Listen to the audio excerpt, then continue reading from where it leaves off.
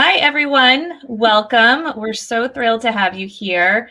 I'm Latha Youngren. I'm the VP of Marketing here at Tripleseat, and we have some fabulous guests today who are going to be sharing their expertise and their views of what's going on in the event industry right now from their perspective. They're doing corporate and social events across the country, and I'm going to let them introduce themselves. We'll start with Kristi.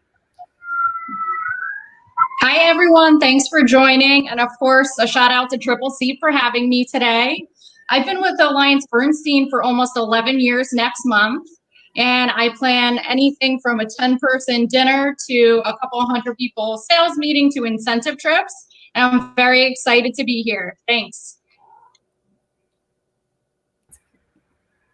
All right, Natalie. Hi, everyone. And again, thanks, Tripleseat, for having me. Always a pleasure. I own MTG Hospitality, and I'm actually a planner and a venue. I'm currently a team of one, and I'm not doing as many corporate events right now. I have become a wedding factory, and I'm just doing social, and I have embraced it, and I hope everyone does as well. Thanks, and Natalie is located in DC, Washington, D.C., and Kristi is out of Nashville, Tennessee. I don't know. You might have said that already. And last but not least, we have May. Hi, good afternoon, everyone. So thrilled to be here and so thankful for Tripleseat for hosting such a dynamic and timely series. I'm out of Boston, Massachusetts, and I have been a corporate planner for over a decade now in the city. Much like Natalie, not doing much corporate work right now. So have been doing a lot of virtual events in the corporate space, but have been doing some live events in the social and wedding space. So thrilled to be here and talk about what the future holds. Thank you so much. We briefly met yesterday, and this group is definitely full of energy. So I'm excited to see where this conversation takes us. All right, to kick it off, I wanted to know how you're finding venues to host events, and are you hosting in person? What's on everyone's mind? And just to set the stage, we won't spend too much time looking at the year that we've just gone through, just because we all went through it. We know what happened. We'll start looking at what's going on right now and looking ahead. And of course, COVID does play into this, but we will try to look at more what's coming up next. So with that, how are you finding venues, and are you hosting events in person? I'm happy to chime in, and then I know Kristi and I have a lot to say about this one. I think that with a nod to the past year, I personally have been really leaning into my network and really leveraging my hotel, my venue, my DMC, my CVB partners and contacts, because I feel like they have such a pulse on what's happening in their individual cities and are able to provide some of that anecdotal and nuanced information that we may not be privy to on websites or updates with regards to policies or procedures. So more so than ever, and it may be a little unorthodox, but more so than ever, I've really been leaning in to my partners, engaging in kind of that commiseration and solidarity while we navigate this. And I've found that I'm getting just these nuggets and just these gold mines of information that you wouldn't necessarily have access to off the rack. So I've really been leaning into my partnership and network, and I feel like Kristi has down south as well. Yeah, May, it's so funny that you say that, because I always use my network even before COVID. Yes. So all of my industry friends and my friends in certain cities, I expect them to know the latest and greatest venues and things that are going on in the city, which is what we all look for, right? So it's been really cool to keep the relationships active during COVID in general, and being updated in that way. Yeah. And I'll echo that. I'm active on our local MPI chapter, and it's really key, not only just having that sense of community and industry support, but especially knowing the CVBs and the DMCs who are going to know the rules, the regulations, what venues are open, what's their capacity, and any recommendations. Yeah, and I just want to add one thing. Sorry. No, go ahead. please. I had a really great and interesting situation that happened a couple of weeks ago that I had contacted an industry friend, someone at a hotel in Denver, and had a conversation with them about a possible offsite at the end of the year. Well, as we were having that conversation, when I mentioned to them that we might want to be downtown instead of over in Cherry Creek, which is where they were, she had also offered for their food and beverage outlets to do the F&B catering at my office, which is something that I hadn't thought about, but it was amazing to even comprehend that and put that into perspective on how we could still work together, but in a totally different way that we weren't used to. Yeah. Yeah, I that's love great. that. Yeah. Me too. Now, are you currently hosting virtual events in place of in-person events? Kristi, are you doing a bunch of virtual, and how are you handling those? Are you doing any of is it just roundtables, or are you doing F&B, or what's going on?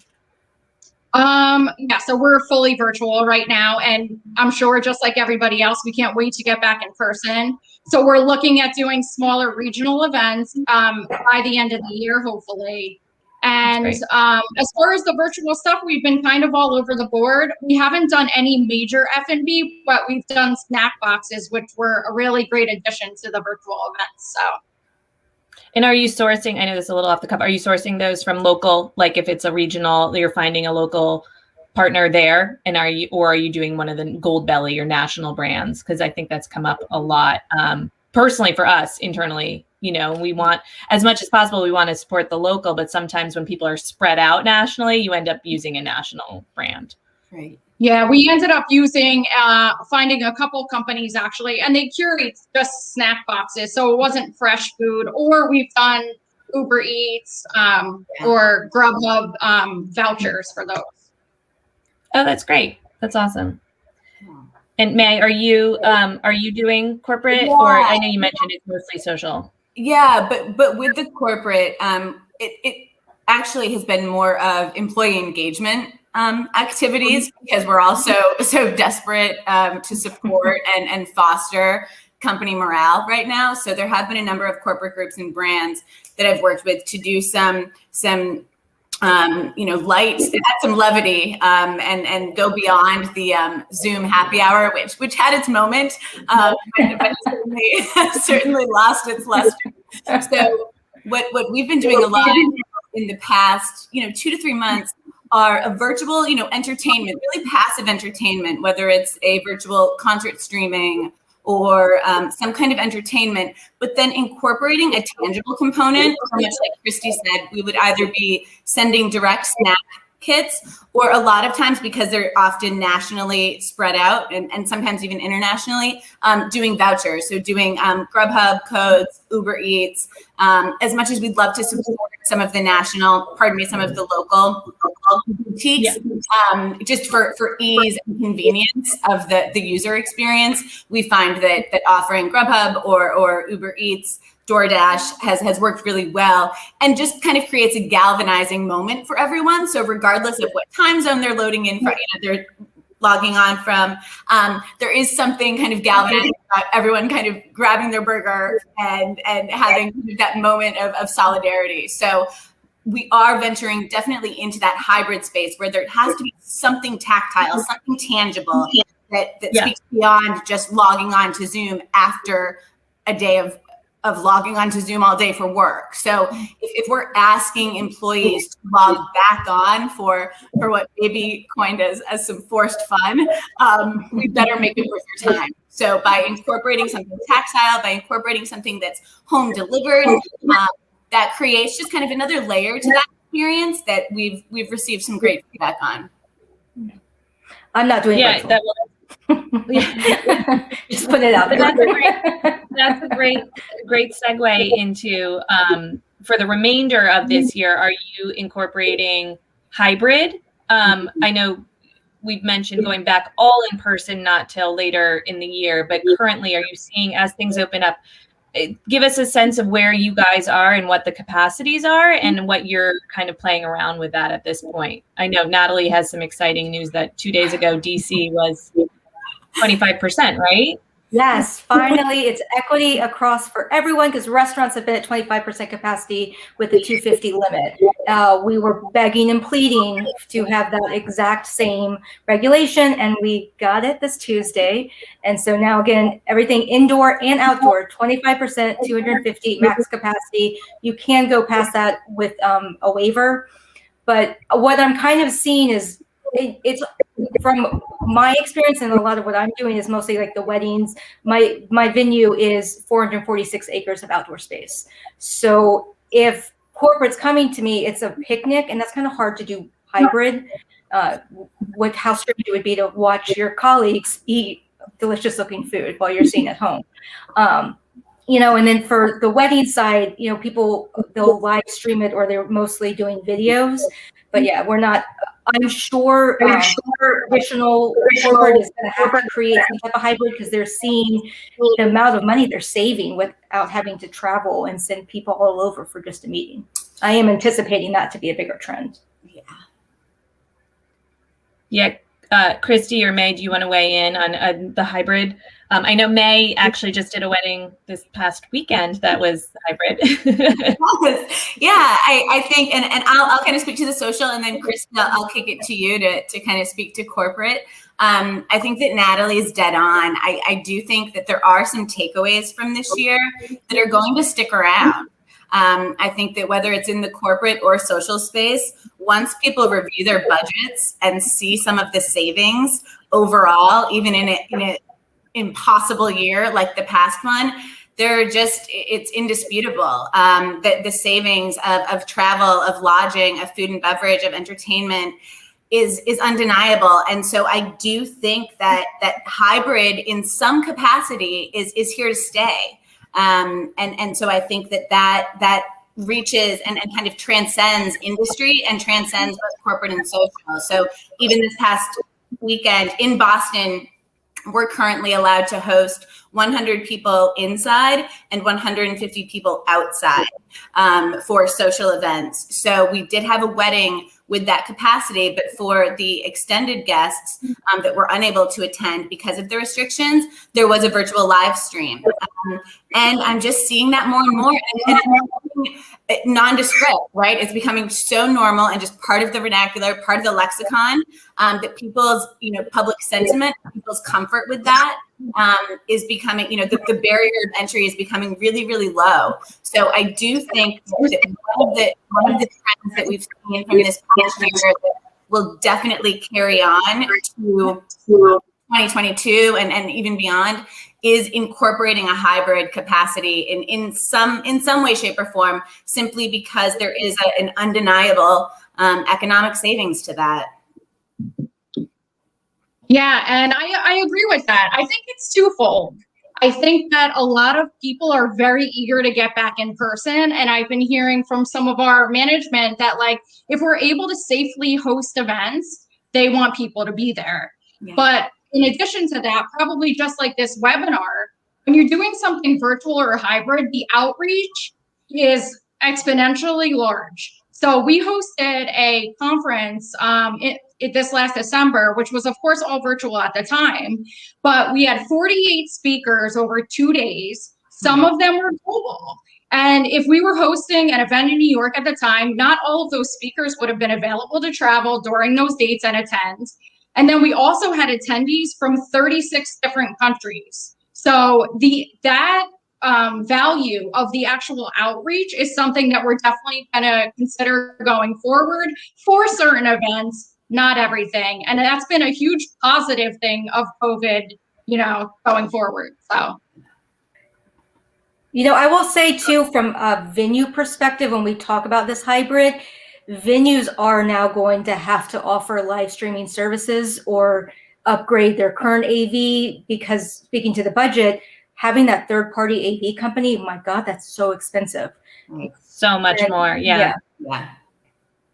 Yeah, we were looking into doing live streaming our EventCamp, which is, this is the virtual EventCamp series. We were looking at doing a live streaming component so we could increase our capacities last year at EventCamp.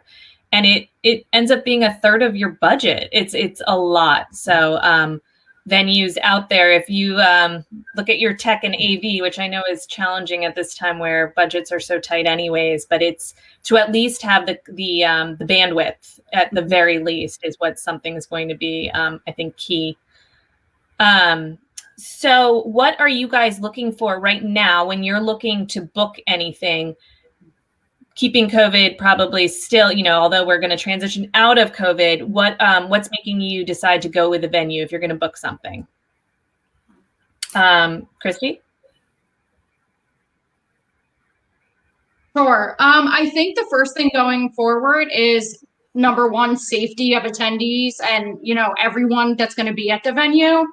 And we're also looking to the venues to be able to supply that local restriction information and compliance that the cities all over the country have going on, because we can do our research, but as everybody knows, this whole entire situation has been so fluid. I can't even keep up with what's going on in Nashville, because I'm sure you've all heard Nashville is its own animal. So we've been constantly having the changes, and it's going from one extreme to the other. And it's really hard for the planners to stay on top of that, especially if they're not right in those regions.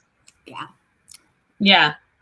I think it's true. You have to day to day is new information. And especially if you're booking nationally and not just in your local market, it's, everyone out there, take note to have that information readily available and part of your package and part of your verbiage is key, I think. Sorry, May, I interrupted you. Go ahead. No, not at all. I wanted to echo exactly what Kristi said. I think that candor and transparency in the sourcing and contract negotiation phase is of paramount importance right now. I would love to be an expert in every city, state, and countries' restrictions and phasing, but that's impossible. And so I think, to Kristi's point, it's so wildly fluid right now that I think that just deploying radical candor and true transparency in that sourcing phase is to me what I'm really looking for in a venue partner, someone that can apprise me of what the restrictions are, what policies and procedures they have implemented in their own venue to ensure our attendees' safety. How have they gotten creative over the past year? What are some new and innovative ways we're doing food service? How are we doing breakout sessions? What does that look like? And I think that, to be candid and to keep this on a positive uptick, because we are all itching to get back in person, I think that it's a real opportunity for us all, right? To get real creative, to kind of buck the trends, buck the system that we're, accustomed to for a 3-day conference with cocktail reception, breakout sessions, plenary. I think there's a real opportunity for us to get real creative in the food and beverage space, to get real creative with outdoor space. And I think that talking that through and being really collaborative in the process with our venue partners is going to be, more important than ever. And not to be negative, but what would make you not book? But in Natalie, as the venue, what have you had where knowing you in this context, I think nothing would be in place for people to not book with you because you've anticipated and because you see it from the flip side. Yeah. But have there been people who aren't being flexible with their, cancellation policies and how have you handled that? I feel like there's a lot to learn from the venue side on how to, COVID has made us rethink everything. We can't, that force majeure clause has really been challenged, right? Yeah. Look, it's interesting. So you have, in terms of the corporate, and when I was canceling with my corporate clients, there's always an understanding of, attrition or, work has been done. So at some point you do owe a bill. With social, which is now what we all want, because weddings have continued, love is not canceled, weddings keep going. It's cash flow, it's a revenue source. And they're, it's their personal money, and they have such an attachment to that contract, and they're sensitive. Where I try to, for a while, be like, "Hey, work has been done. We've worked with you now for 2 years. You can't just cancel. Like, the contract doesn't say that." And most venues, I know, we kind of gave up on it. We've all just been there's no force majeure anymore. It's like a customer service. We don't want you to leave a bad review. Yeah. And that has become top priority, especially I think they'd still come back if they had a lovely experience that we gave them all their money back. And it has really flipped it. Full cancellation? Did you have full cancellations, or did most people rebook in the future? In the beginning, everyone rebooked. My venue is National Arboretum. We're government property. So we always had a clause in there that said you get a full refund if it's a government shutdown. We did classify this public health emergency as a government shutdown. Then when they rebooked, technically that was no longer a government shutdown, but they were just frustrated at that process and they still couldn't do the number of guests they wanted. And we just, again, I personally just got tired of fighting with people, and let me rephrase that. I just didn't want to fight with people, and we just refunded. And that was about, I'd say 20%. Okay, well, that's not the overwhelming majority. That's great. Yeah. And May, is there anything that's making you not book with certain venues? Because you've been booking events throughout this. So that's actually a great way to phrase it as well. Not just what makes you book, but what makes you not book. And I think catching, if you will, venues that are kind of caught flat-footed, that haven't implemented new policies, that have created sanitation stations throughout the common space, but don't necessarily have a really well thought out, fleshed out plan on food service, on breakouts, on general session, on utilizing the outdoor space. So I do think just the feeling of unpreparedness, or maybe even older buildings that don't even have the ability, right? It's not necessarily for a lack of trying, but there might be restrictions and limitations beyond their control. Boston has a ton of historic buildings and a lot of historic property, as do DC and Nashville, right? So there are some things where they're limited by their own real estate. Right. So I think those would definitely be factors where there's just this sense of I'm not able to support my safety of my attendees. So I would have to pass. But I do think that would be for right now. I think that's the only kind of deterrent that I'm really seeing that makes a strong case to not proceed. Yeah. So to move on a little bit to how you've been social events currently, what are you doing about some of the more challenging buffets? People, that is usually the most cost effective, right, way for people to display in weddings. We're accustomed to it. How have you been dealing with that? And go for it, Natalie. Yeah. So we did 12 small weddings throughout COVID. Most of them we did past. We are doing buffet service, but with an attendant. Okay. And so that's helping. Behind. We got a whole placard up behind it, one attendant. It does slow things down, but I've also find people, they're also still just coming out of like hibernation. So it's a kind of an awkward process to watch people float a bit. So there's no longer that rush that we used to see at events where everyone's suddenly like, oh my gosh, I need this food right now. People have all become a little more sympathetic. I think that's a really interesting point, Natalie. I think that I'll be interested to see if that transcends to corporate, Kristi, because I do think you're right. I have seen that in some of the micro weddings that I've done. We have done plated, so we have kind of eradicated buffets for the time being.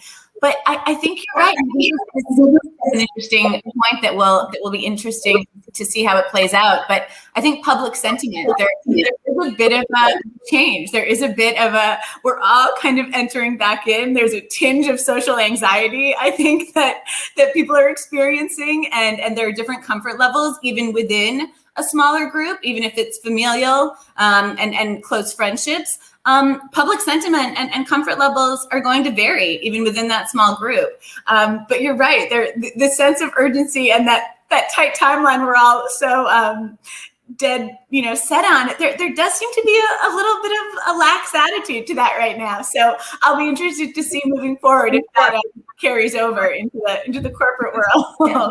People are happy to not be at home. And just going back to what May said before, listen, it's a time for the industry to get really creative, especially when it comes to food service. Yeah. Even the old buffets, right? They kind of were a little boring anyway. So I've seen some really amazing ideas. Like one of the things I saw the other day was this individual charcuterie cup that was preset at a table setting. Honestly, it was beautiful, and it was just a small individualized portion, which is perfect. So, let's really get creative with the options going forward. Yep, absolutely. Yeah, I think that there is an opportunity. I think it's buffet was always the most cost effective, and so when you lose that individual, but I think that everyone has to adapt right now, so that's just not, and it's also a visual component, right? Like when you put the plastic barriers and the gloves, and it just changes it. But I think some people are putting out beautiful displays despite that, and getting creative, as you said, or pre-plating. So on that, what about budgets? What are your budgets looking like for this year? Is it what the same, smaller? Is 2022? Have you been able to shift things over from 2020? I'm just curious to see how that's all playing out right now. Kristi, our corporate in residence. Well, so actually, I haven't had too many budget talks yet since we're really not planning for the end of the year.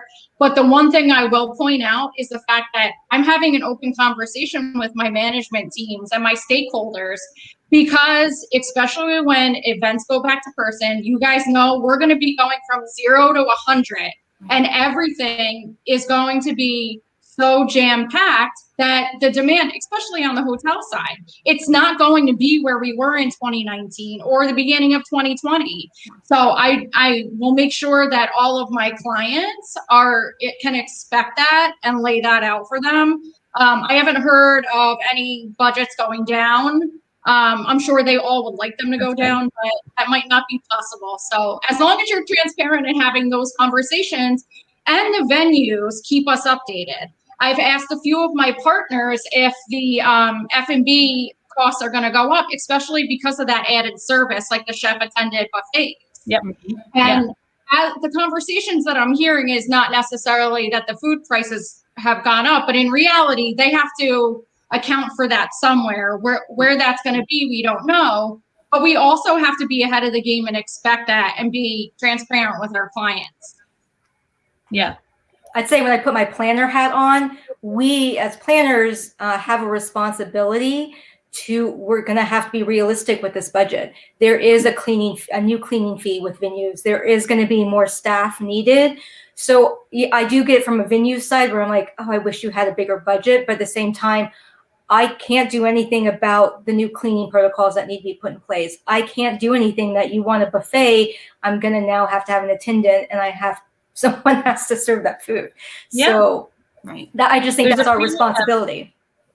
Yeah. There's a premium, there's an added cost. And I think we had conversations earlier in the pandemic with some of the venues, and it seemed like people were receptive to higher costs because it balanced out the safety factor.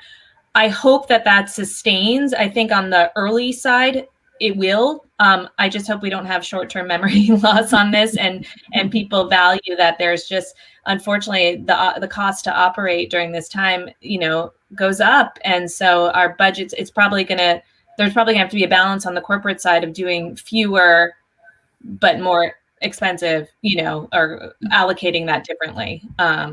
But May, did you want to add anything to budgets? I completely concur. I mean, I think that particularly with corporate, nobody wants to be the first one out of the gate and have a super spreader event, right? So I think that there is going to be, again, back to public sentiment and back to this kind of galvanization that's happened over the past year. I do think it's leveled the playing field a bit, and I do think we've been able to have some conversations that we really haven't had before. And so I think that, from the C-suite down, I think that conversations are being approached with a little more candor, a little more gravitas. And I think that we're having, we're saying the quiet parts out loud. And I think that as long as that communication, that's what I'm hoping sticks around, is that kind of almost over communication between the venues, the stakeholders, the attendees, the suppliers. I think that the more collaborative we all are moving forward, I think that it only behooves all of us.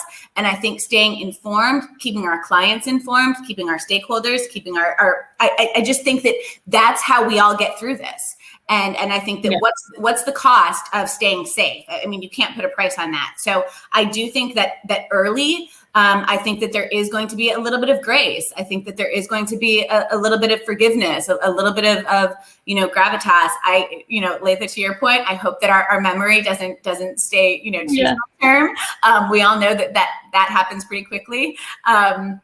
But I do think communication, really, to just boil it down to brass tacks, it's being communicative with everyone involved and really explaining, as long as there's a rationale to that added cost or some of those hidden costs that we are all mindful of. I think that there's an understanding, and I hope that venues and clients alike are willing and eager to engage in a dialogue. And I don't think it's a one-sided monologue. Yeah. No, absolutely. That's a great point.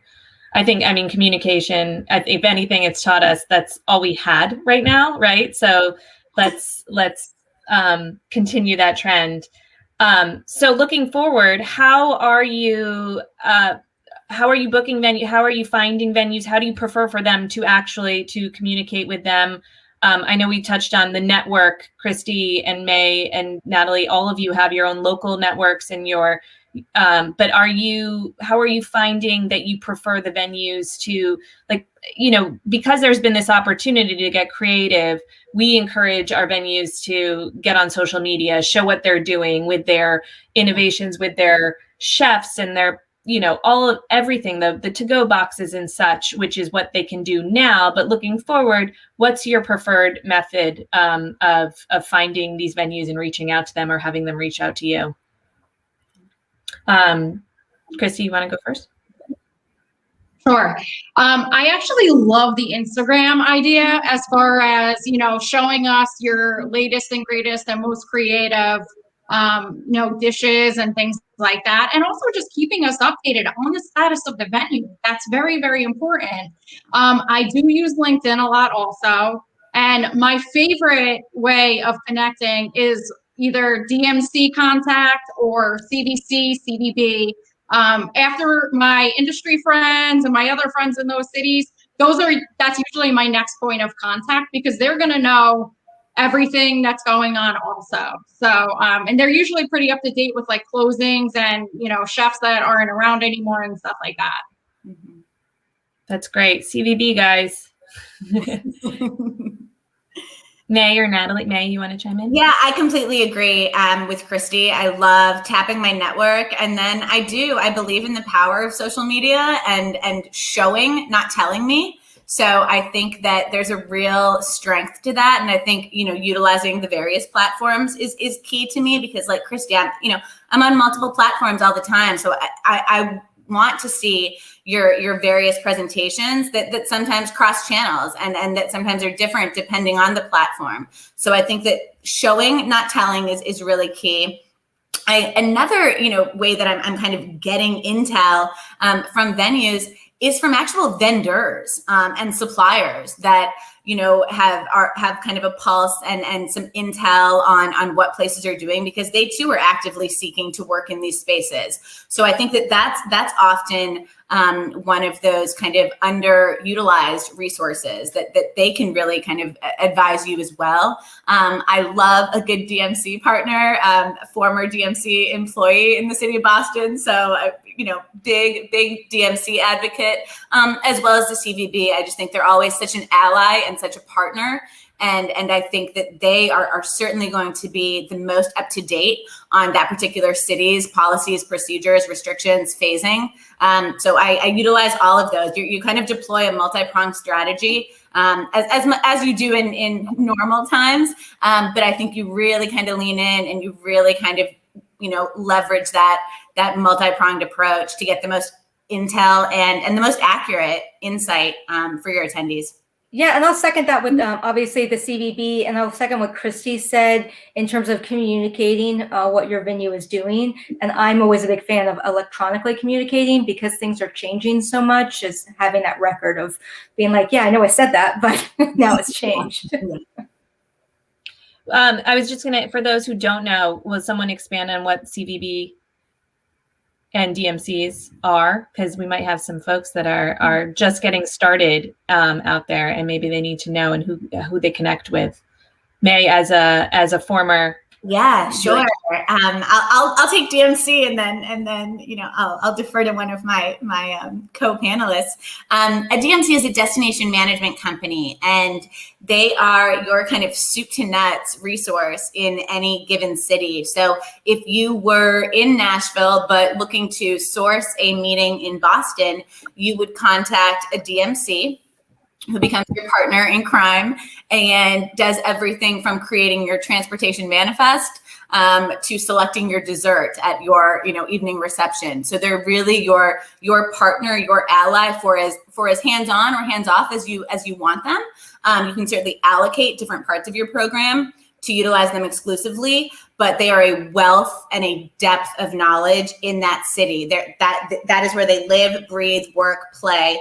And so they really know the nuances and the idiosyncrasies and all the hidden gems of that city. And I find can really get you things that aren't available off the rack. And so I am a strong proponent of utilizing DMCs. And if you are unaware of DMCs in a particular city, the CVB can then help you identify. So they work in concert a lot together. So that's a DMC. And so if someone wants to take CVB. I'll take it. CVB is Convention and Visitors Bureau. So every major city has them, even some of the smaller cities have them. And like DMCs, they're experts in the community that they lie in. They will know everything that's going on. Now, as a planner, you don't pay for using the CVC or CVB. They're there for your reference. And they have a book of venues and other partners that pay a membership fee to them that they represent, but they will know everything that's going on in that location. And I love leveraging them because even if I'm not going with one of their partners, they are just great for information on events that go on in the city. So here in Nashville, I reach out to my partner, Colleen, at the CVC here, and she will send me the annual calendar of the events that are going on. So I know not to book an event during the week of CMA Fest, for example, that has like 50,000 people coming to hear country music. So they're great partners, and I love the DMC side too. They have the best resources for a ton of creative options and those out of the box concepts that we all want to provide for our attendees. Yeah, it's so you forget about it as even on the venue side, you forget that all of a sudden you get this uptick in bookings and you're like, oh, I didn't realize the Final Four was going on this week, even if it's not in your actual city, that there is, people are booking because they want to have their Final Four party, or in New York Fashion Week. And you kind of, those things they're not fixed dates every year. So it's great to be in touch with the CVBs and the DMCs to be able to get on their calendar as well and, get on their list. But yeah, this is great information. So looking forward, this is our final question before we turn over to questions. And just a note, you guys, there's a little up vote. You can give a thumbs up if there's questions that you like that have been asked, and those will move to the top, and that's where I will start. So upvote anything that you have liked that anyone has posed in the Q&A portion. But yeah, looking ahead, a note of a bright spot that you see in the future. This wasn't something we have reviewed. So what are you most looking forward to getting back to events? Natalie, why don't we start with you? With I know you haven't ever stepped out of events, but in the normal world, what are you most looking forward to? I'm enjoying very much these like smaller, more intimate affairs, but I cannot wait for 200, 300 plus people, big tents, and just, again, just being around people, seeing people and seeing their smiling face. That's what I'm, One day. Yeah. What about you, May? What are you most looking forward to?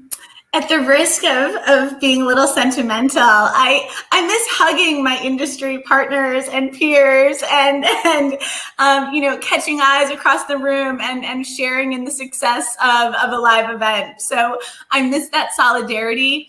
I miss the camaraderie that you just simply can't replicate on screen.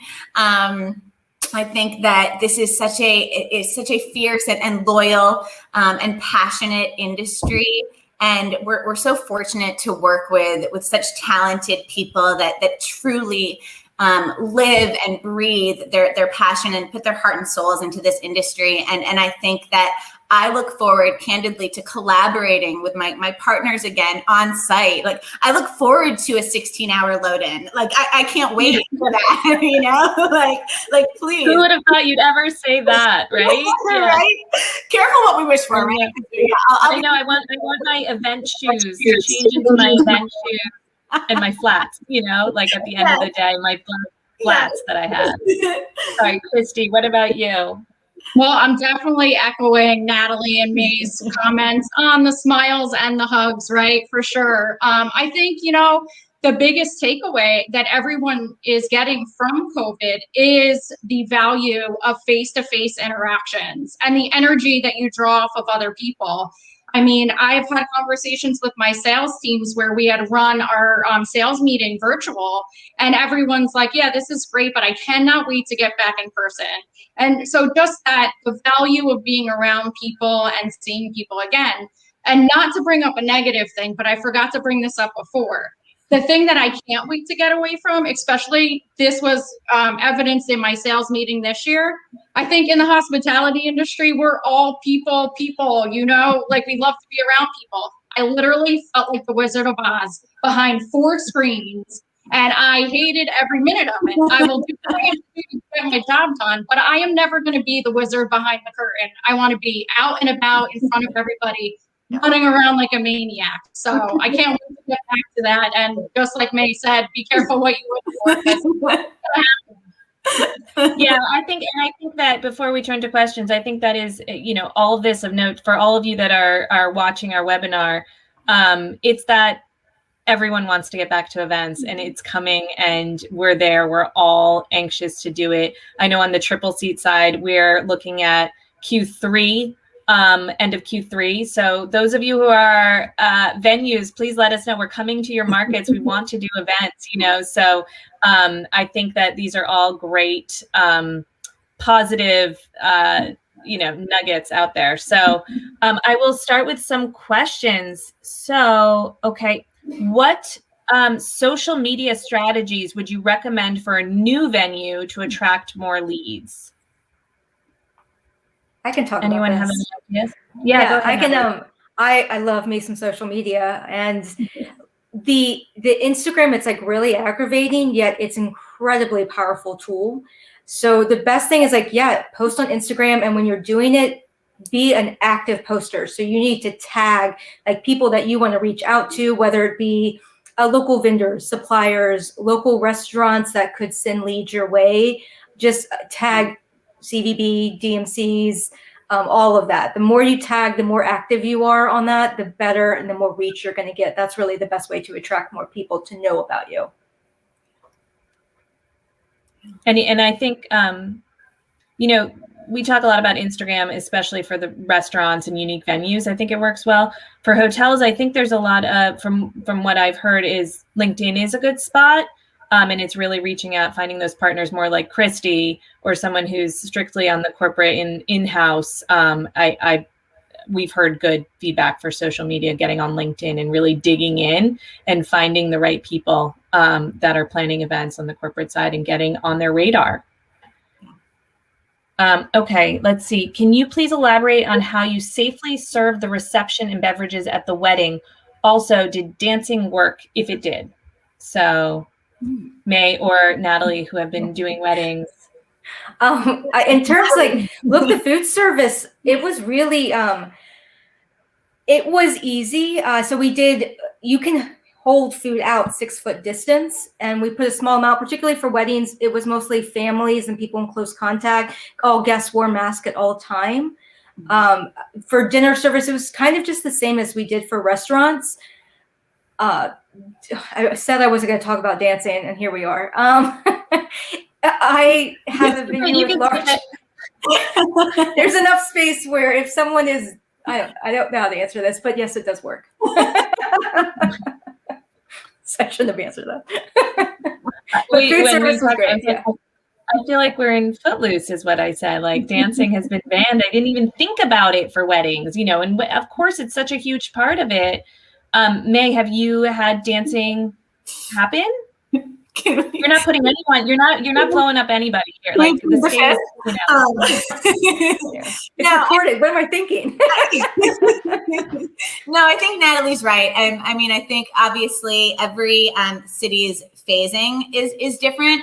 Boston has been in an incremental phasing where things like dancing are included in the phase 3 lifting, right? So it's funny. It becomes an itemized line item on the phase. So for a while, it was not permitted at all, truly, and that was adhered to with or without masks. Now it is permitted with masks. And candidly, people are so happy to just be there and be with their loved ones, regardless of the size of the group, they're getting down in a mask. So I will say that, again, you have to deploy, an element of trust and in that relationship with your guests and attendees for these small weddings that are happening, that were happening inside. And I will say that, again, public sentiment, like people are very agreeable. If they are choosing to proceed with their micro event, they are choosing to do so under a certain, list of parameters. And so they've agreed to that. They've apprised their guests. And so people come prepared for that and ready and willing to engage in those. I will say, I understand from our markets, we are in a friendlier market where people are better at wearing their mask. And there are markets that are, culturally, it's been kind of aggressive. Mm-hmm. In that sense, you have to be responsible for your vendors and the safety of your food service. Right. And, if you have to implement, we haven't had a situation where it's happened, but, a lot of restaurants here, they won't come to the table until everyone has their mask on, just to keep everyone safe. Yeah. Yeah. Okay, this is a great question. In California, we require proof of vaccination or proof of negative test. Do you see testing becoming more popular at events, specifically at corporate events? Has there been any discussion around that? I mean, it's a great question. Yeah. The only conversation that I've heard around that is the fact that they will not require you to show proof of a vaccination to go back to the office, right? Because we're not even back in the office yet. Right. And I don't see that being a requirement for our corporate attendees. I think that you'll probably have to sign a waiver going into the event, just like you do want to get on an airline now or do something. I'm not too sure about the temperature checks, but to be honest with you, by the time that we go back in person, I'm hoping that this is going to be like a moot issue to begin with. But no, I don't think that we would require proof of vaccination for a corporate event. Very interesting. Yeah. Have you seen it at all yet, May, with social, anything social, or Natalie? Have you seen it? I'm going to be candid. No, we haven't. I know that there's, a lot of discussion just kind of nationally about a vaccine passport, if you will, or, things for larger events, stadium events, things like that. I'm interested, truthfully, I don't know if that will be city by city, region, I'll be interested to see. We've done a lot of temp check stations, and and it just makes people feel better. Yeah. And then the client actually asks all their guests to do COVID screenings. We do collect the information, but we encourage it and promote it. Yeah. But I just don't monitor it. Not going to be responsible for that. Fair. So what advice do you have for a new wedding venue getting into the industry post-COVID? Are there things we can do to be more appealing moving forward? Would it be best for us to have our own COVID guidelines or allow the customer to make their own policies for the event? I can answer that. I always say my 2 rules are, when you're getting a new wedding venue in, you have to be affordable and accessible. And that means getting outside of just the traditional wedding package, which is that ceremony, cocktail hour, reception. Now you want to have like the mini-moni, a ceremony, a micro wedding, ceremony and a cocktail hour, whatever you want to call it. And absolutely put forth, be very transparent with your COVID policies. Do not let the client dictate that. The rules are the rules, and share that when you're selling and promoting the venue. That's great advice. Yeah. I hadn't heard mini-moni yet. I heard of micro weddings a lot, but mini-moni, that's new. Mini-moni, it's I love it. It's an hour, and you can add like a champagne toast if you'd like, and toast and bites. The level of creativity. Yep. Yeah. It's wedding industry really taught us how to truly be creative. And I think that can really be brought to the corporate side. Yeah, I don't know if we're going to say mini-moni, but we can still go with like champagne and bites for no reason. Yeah. With no ceremony involved at all. All right. I'm a Boston-based event coordinator for a brand new venue that is opening this spring. Any advice on sites that I should add to my venue to get more eyes on it? Sites to add. I think they mean where they should probably promoting themselves, right? So that people can find them. I all the social media, but anything else that you can think of besides CV? We've talked about CVBs. Where else can they put themselves out there? Unique venues. Yeah. I would also leverage any sort of associations that you have, like MPI. Yep. I'm a member of FICP. So any of those other event planner associations where you can network and be on the ground and get your voice out about your venue, I think that's huge also. Yeah, and if you're not on EventUp, which is Tripleseat, it's owned by our brand, but EventUp is a great venue listing site that there's a ton. We get a ton of traffic, a ton of visibility there, so that's a great spot too. But all the joining any of these memberships is super valuable. Mm-hmm. Okay. How much bandwidth? I don't know exactly how much bandwidth. Does anybody know, Natalie, what they should be looking at when doing live streams? That is all I rely on AV partner. Yeah. No, I'm sorry, Laura. We'll try to find that out. We'll write a blog post about it. We'll figure it out. Ideal bandwidth for live streaming. I like it. Okay, can you speak to best practices for increasing F&B minimums as we continue to open up? We're finding it sticky knowing when and how much to up our minimums. Anyone have any insights? Natalie, you're saying just you have to be really creative, right? Like really. Yeah, I mean, it's a little, I'm assuming this is from like a hotel standpoint. Yeah, it is kind of hard because if you're going to go, if say, what are you at 20 to down to 10 and how you then calculate your F&B min, that's kind of impossible. If you have the opportunity, I got rid of all minimums. It wasn't feasible. And our profit margin is incredibly low now, but we just sort of felt keeping it going and the momentum of the program active was more important than trying to reach a sales goal or a minimum goal. It's the most helpful answer, hopefully.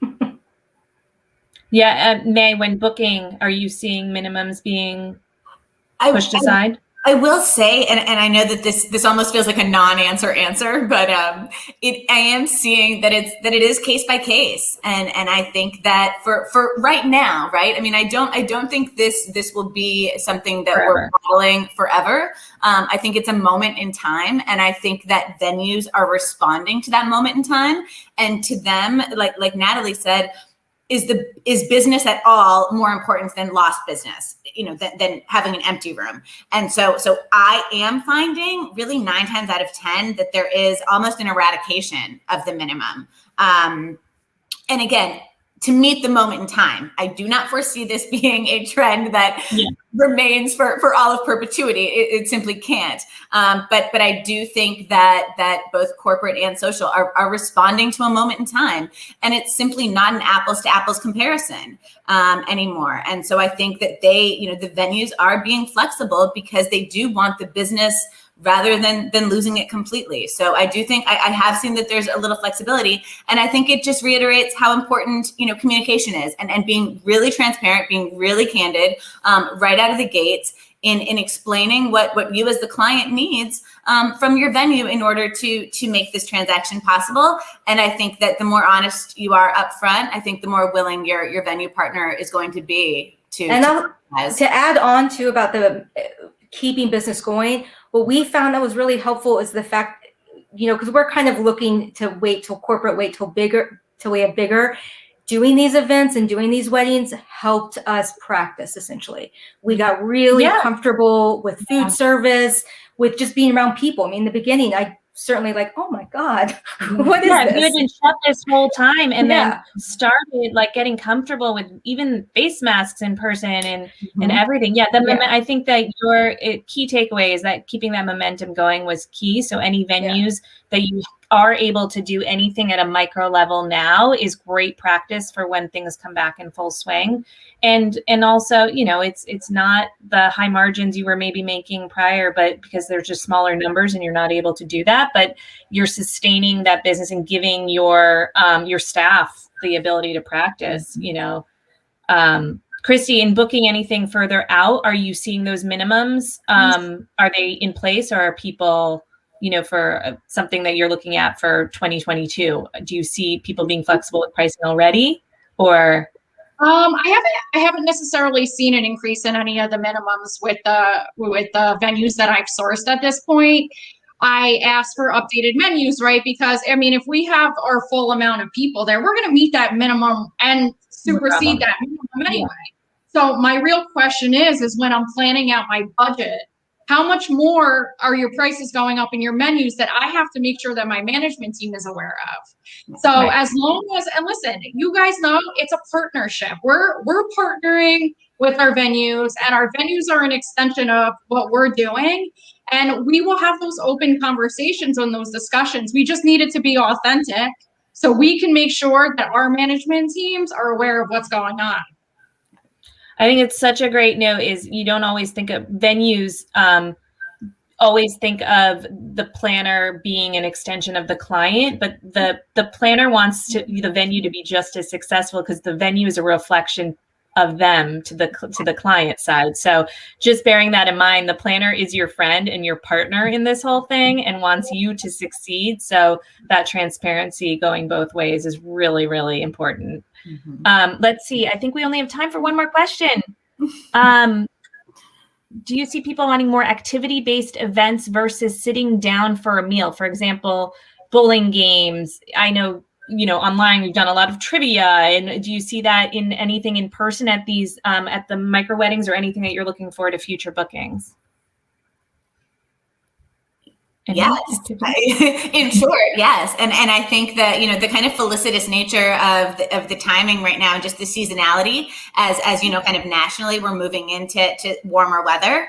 I'm seeing a definite uptick in the integration of activities where maybe there weren't before, maybe that wasn't a priority before.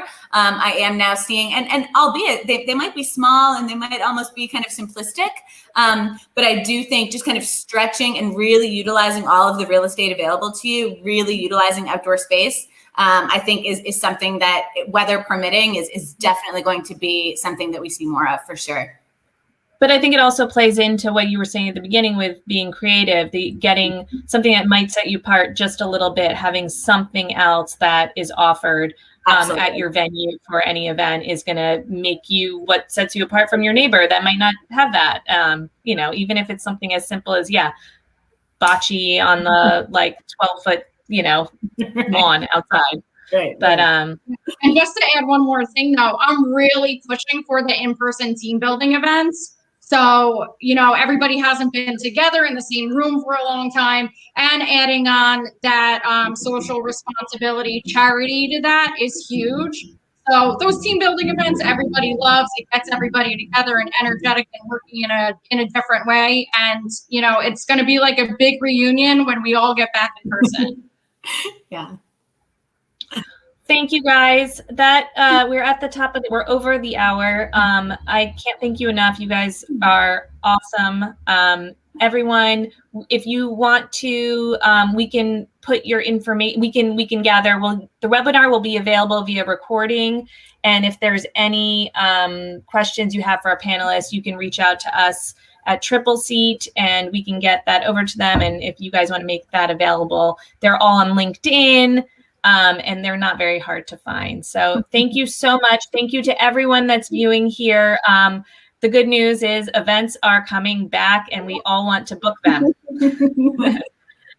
Thank you. Thank you. All right.